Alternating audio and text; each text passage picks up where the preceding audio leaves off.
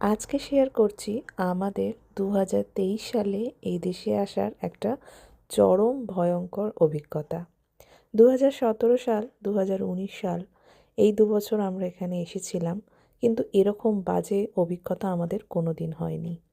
যথারীতি যখন ঠিক হলো আমরা এদেশে আসছি, তার 2 থেকে 3 দিনের মধ্যেই আমরা এই দেশে আমাদের কিছু বন্ধুবান্ধবকে ফোন করলাম এবং জানলাম যে আমরা যেদিন পৌঁছাবো সেদিনকে আমরা একটা রাত্রির জন্য কি 2 রাত্রির জন্য আমরা ওখানে থাকতে পারবো কিনা।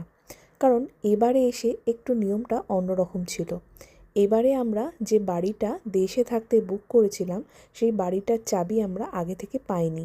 সেই বাড়িটার চাবি আমাদের পেতে হলে আমাদেরকে আগে আমাদের এ দেশে এসে বিআরপি সাবমিট করতে হবে। তাই জন্য আমরা 1 দিন 2 দিন হাতে রেখেছিলাম যে অন্য কোনো সার্ভিস ডিপার্টমেন্টের থেকে সেখান থেকে আমরা এজেন্সিতে যাব, চাবি নেব, তারপরে